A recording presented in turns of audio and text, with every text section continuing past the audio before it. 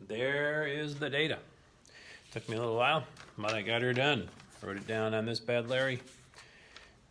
Put it on the board so you can read it. Now, you want to copy this down. You want to put it into your data table, which was provided on the handout. Now, on the handout, what I did is I put time first and distance. The one on the left is, okay, be careful with this. The one on the left is typically your x-axis, xy, your xy data. And on the handout, I put x as being time, because we are going to graph data that the x-axis is being time. I wrote it up here, I just did it distance versus time, so it doesn't really matter which way you actually do this. I mean, if you're a real math person, you would know that the x coordinate, I'm bantering here while you're copying. Copy, go it! The x coordinate is your independent variable, your y coordinate is your dependent variable. In this lab, time is a dependent upon the distance, and that's rare for most of the data you get in science. Usually, time is what we know, and we're measuring something else as a result of how long time is ticking away. But we actually reverse in this one. Time is the independent, or the dependent variable. But I'm still going to put the time in our graph. Yes, we're making a graph, actually, two graphs, on the x-axis. It just makes it easier to do what we have to do with it. That's why. You don't have to. You can do it, and if you put the time on the y-axis, you will get a mirror image of the graph that we're going to make, but it still works. But I just like putting the time on the x-axis, even though it's dependent. Okay, so while I've been bantering, hopefully you can read that and copy that down, fill in your data table. Of course, with the times, you're going to have the times on the left of your data table. And then if you read, what we're going to do next with this data is we are going to graph one. Well, that means there's more than one. We're going to hand plot the data points on graph paper. So you need graph paper. You can print off the one I did for you. Actually, the one I did is online. You can just go to free graph paper in Google and you'll come up with sites with different size squares. I have so much of this stuff, and it's, I mean, of course we're not together, I can just give it to you like candy, for crying out loud, but we're going to need some graph paper. And we are going to hand graph these. We are not going to computer graph them. And one of the reasons we're not going to computer graph them, well, one, I've already explained, one that it's still a skill to graph by hand and know how to do that. Second is, if you do use a computer, it connects the dots, and that's not good. You do never want to connect the dots in science. You want to draw what's called the best fit line. So we are going to make a best fit line graph out of this. All right, I think I've batted you long enough. I think you're ready to go. So you're going to have graph paper, and you're going to put it like this. You're going to hold it like this, okay? And you're going to start graphing. You want to use a lot of this graph paper when you plot this data. So in other words, you are going to use, boom, boom, use as much of this graph paper as you can. If you don't, you will get a small graph. Small graph leads to big errors because any small error on a small graph gets magnified. Big graph, small error, not so magnified. And you'll see in a minute why we're going to want to have a bigger graph. You're going to have to draw what are called tangents on that curve you're going to make. So you want to use as much of this graph paper as possible. What scale should I use? Figure it out, okay? You figure out what scale you're going to use. However, let me draw this out here. Okay, I'm now going to turn this a little bit. All right, so you, and I'm not going to do it. Now, you're going to make a graph. I mean, even though we're our lab partners, sorry, this is where I'm out. I've done my job. I've earned my pay. Now it's your turn. All right, so now we're going to make a graph using this graph paper. Put a 0, 0 down here. Now, you might say to yourself up here in this table, you know, why'd you put 0, 0? And it's obvious that it doesn't take any time to fall no distance, but you need that. That's going to be an important point, that 0, 0 point. We anchor our graph into that point. All right, so what do? I start plotting. Plot these points.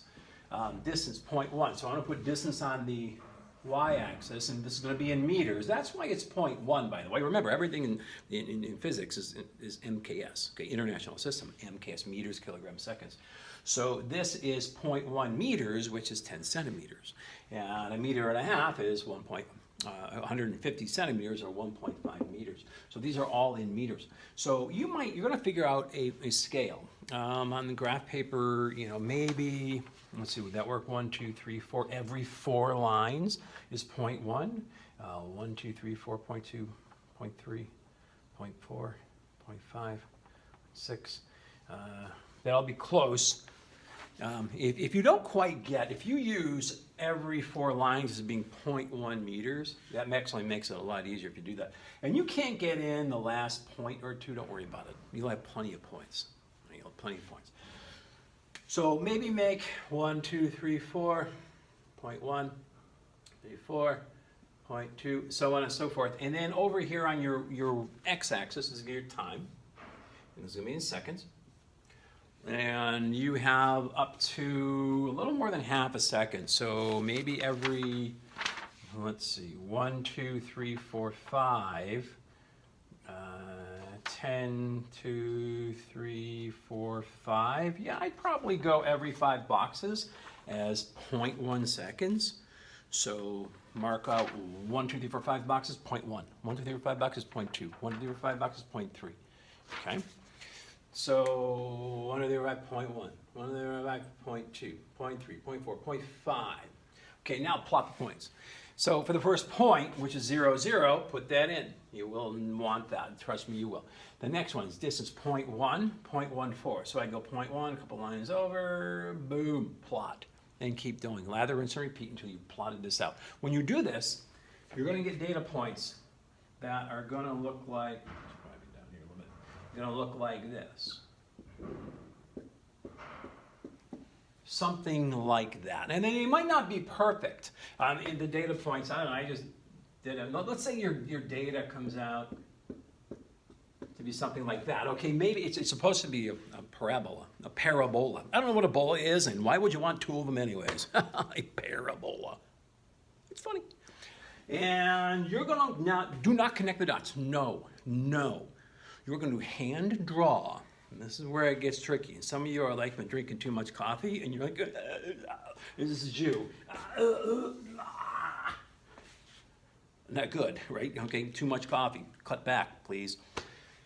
You are going to connect. No, don't connect the dots. You are going to, let me go back to this. Something like that. You have this basic parabolic shape. You can see it's a parabolic shape, but it might not be perfectly lined up. I don't know, the computer said this data. It's probably pretty good. So you draw the best fit line with free hand. Use a pencil, I would suggest, in case you have to erase. Use a pencil. So go ahead and draw the best fit line through the data points. Okay, notice that my line didn't touch every point. I took the average, best fit means average of the points. And that's what you need to do. This right here is important and for some hard to do. It's just hard for you to draw a freehand best fit line. But you can do it. I have faith in you. You are the best online class in physics that I have this summer. Yes, you are. See? I have faith in you. If you don't get it, try it again. So you're going to get something that's going to look parabolic, something like this. Okay, now once you've got that data drawn, you've got that data drawn in, all right, I'm going to erase this because at this point you should have taken it down. If not, rewind. All right, this is gone. So we've got that data now plotted. And what I want you to do for you when you hand this lab in, well, not physically, but turn it in, email it to me. I want to see data tables, graphs. I said data tables, we have another one to go. And graphs, 2, and answers to the questions. And in this particular lab, there aren't that many questions at the end, because most of it is doing your calculations. There are 3 analysis questions, so you'll have to answer those. So in data, calculations, and those 3 answers, and that's it. Okay, so now let's go back to this. Now what do I do now? I've got this sweet graph. I finally did it. It took me 6 hours to get it drawn right. God, you wouldn't let me use anything else with my free hand. All right, now you're going to draw 3 tangent lines. You remember what a tangent is. Yes, you do. A tangent, here's a circle.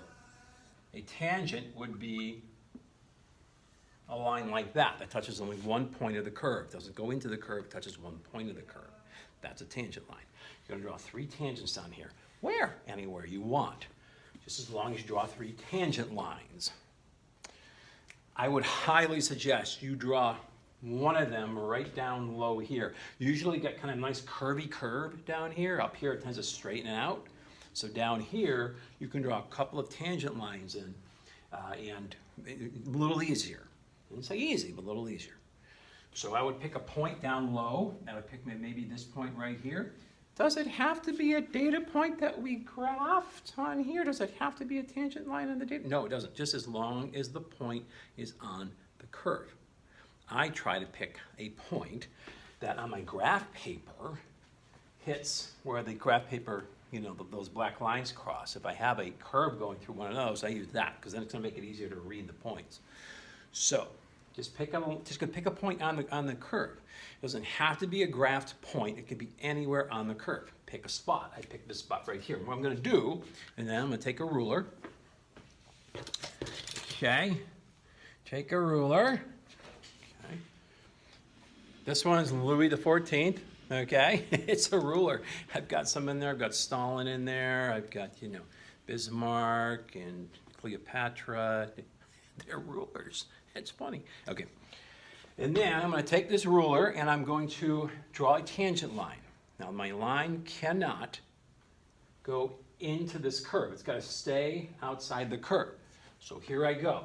I place this smack on that point and I draw a line.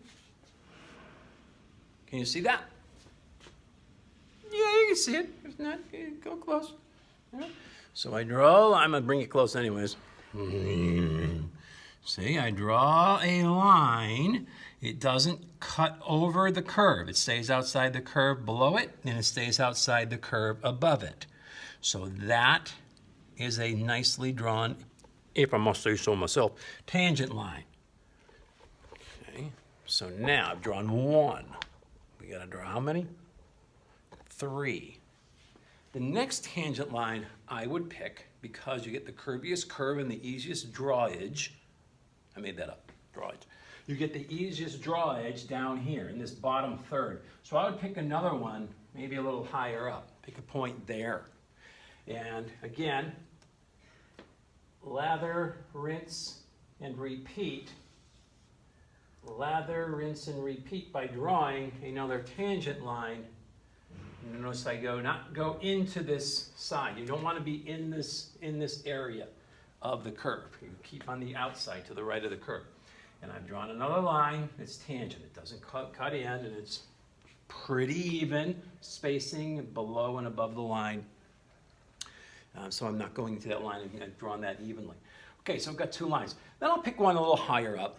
It does get harder up here to draw a tangent line because sometimes the data might look like it's so straight that you can't draw a tangent on a straight line. By definition, that's not a tangent. But do your best. So pick a point up here somewhere. Again, these points don't have to be data points. It just has to be somewhere on the line. And I'm going to draw the best tangent I can. It's not nearly as curvy up here. So do the best I can, and I do a decent job here. I got some spacing here, and got some spacing here on either side, so I'm not crossing in to the curve there. So I've got 3 tangents drawn. All right, well, why'd you have us draw those 3 tangents? Good question, just wait. All right, now this lab is actually called, if you look at the title of it, Graphical Analysis. Right there, graphical analysis of a falling object. And we are going to calculate the acceleration due to gravity, but we're also doing what's called a graphical analysis. In physics, we have to analyze graphs, especially with motion. Velocity times graph, distance time graphs, we have to analyze them. And this is doing some analysis with graphing. So it's a skill, we're doing 2 skills. We're doing a skill of graphing that we're using to analyzing our graphs, making our graphs, analyzing our graphs, and then using that data to come up with an answer for something, which we are going to calculate G. All right, now what? I've got these 3 graphs drawn, kind of a pain. If we were in class, I would encourage you to sit there in front of me until you get this part done before you went home, because this is the hardest part. This is the hardest part. And once you got this part done, okay, the next couple of parts aren't too bad. This is the hardest part. So now what I'm going to do, got my 3 tangent lines, is for each tangent line, okay, right here. Now here it says choose any 3 lines, make those slopes. We did that. Calculate the slopes of each of the 3 tangent lines that you drew. Calculate the slopes. We all remember 7th grade math, calculating slope. I remember my math teacher's name was Mrs. House. She was not as big as, she wasn't. She was a tiny little thing. But boy, she teach a mean math class. Okay, and we learned rise over run. You remember rise over run, change in y over change in x. We have to get the slope of each, 3 of them, tangent line. So, what I'm going to do is I am going to pick any 2 points, any 2 points, any 2 points on a tangent line that I drew. Does it have to include the tangent point that I drew? Do I have to include that point as one of the points? No, you can, but you don't have to. And maybe on this first one I will. So I'm going to pick this point right here. The tangent point is one of my 2 points. And then maybe I'll pick a point down here on the line. And again, what I would do, I'd be looking at my graph paper, and I would be trying to see if that line that I drew is going and directly hitting, where those cross areas are where the vertical and horizontal lines are meeting. That makes it easier to read my graph. It doesn't have to, it just makes it easier. So I would now choose any 2 points. Here's a point here. Maybe that one hits, this, like that on the graph paper, and I choose this point here. Now what I do is I read to the left, the y coordinates for those 2 points that I drew on the tangent that I had drawn earlier. Stick with me. I'm telling you, this is the hardest lab of the semester. You can do this, you can do anything. You can climb Mount McKinley in 3 minutes without any oxygen, because that's how good you will be if you can do this. So now, I look over here to the left. I might want to call this one down here y1, and maybe this one y2. Then I also check what the x coordinates are. Maybe call this one x1 and this one x2. So I take those 2 points, I read the y coordinates, I take those 2 points, I read the x coordinates, get the slope. Remember how to do slope. Slope equals change in y, rise, over run, change in x. Make sure you don't, a lot of times I will also ask students, if you really want to stick around here and do a couple calculations, please do, and make sure you're not messing it up, because I have an idea of what these numbers should be for these slopes. And one common mistake is that you divide the wrong one by the wrong one, or you don't subtract right, or another common mistake is you don't read your own graph correctly. Be careful, read your own graph scale correctly. So I will take my change in y. Here I'll take these 2 points, so y2 minus y1, because y2 is going to be greater. And here x2 is going to be greater, so x2 minus x1. I read my scale correctly, I put those numbers in, I subtract, and then I divide. And I'll get an answer for the slope. Now, I'm telling you right now, down here, you'll know if you're on the right track. You'll know you're on the right track if you get a tangent line down here and get the slope of this line in this area, it's going to be between 1 and 2. Okay, right, somewhere in the 1 to 2 range. So if you've got a slope for this of like 1.3, then you're on the right track. You're doing it right, okay? You didn't mess it up. What about my units? Rise, distance, over run, seconds. Time, distance over time. What's distance over time? Meters per second. Boom, you just calculated the velocity of that ball. You just calculated in meters per second what's called the instantaneous velocity of that ball at that point in time. That tangent point that you decided to use and draw a tangent line through, you just calculated the speed of that ball at that point, that instant of time. All right, now what do I do? Lather, rinse, and repeat. Right? That's how you ever see the back of a shampoo bottle? Take your shampoo bottle, read the back, okay? Lather, rinse, repeat. That's what it says, over and over again. So I washed my hair this morning, okay? Went through a whole bottle of shampoo. I do every time I wash my hair because I follow directions. I am a rule follower, okay? Lather, rinse, repeat. I do it, and then the shampoo's all gone. And then I know I can't do that anymore. I'm done. I get out of the shower. I wouldn't lie to you. Would not make this up. All right, now, I do the same thing for my second tangent line.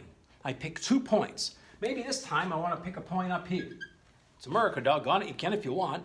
And maybe I want to pick a line right next to it, maybe right there. It doesn't matter what point you pick on a line. Whatever ones you pick, you'll get the same slope, regardless of where you pick them, as long as you read the x and y values correctly. Then I will read the y values. I will read the x values. I'll subtract the y's. I'll subtract the x's. I'll divide. I'll get a second velocity of that ball at this point in time. How fast was it going here? It's going to be going faster. It's falling. It's accelerating. So, if you're in this ballpark, typically this is somewhere between 2 and 3 meters per second. So if you get a velocity, you're on this part, about 1/3 up, about 2 to 3 meters per second, somewhere around there. And I do the same thing for my third point. Up in here, a little harder to draw that tangent. Once you've got the tangent, pick a point here, maybe this time go way far down or way far up, whatever. Pick, pick, pick, pick. Now down here, the difference between the two x's is going to be small. The difference between my y's would be large. Again, read carefully, divide y by x, and you get your velocity. Once you're up in this range here, it's usually somewhere around 4 or 5 meters per second. That's just to give you a guideline as to whether or not you're doing it right, okay? 1 to 2, 2 to 3, somewhere up here 4 to 5, even higher, it's like 5 to 6. So if you get velocities in that ballpark, you're doing it correctly. So now, once you've got those 3 slopes, those 3 instantaneous velocities, you are ready for the next part. This is a long video, a lot of explanation. Whew, I'm exhausted.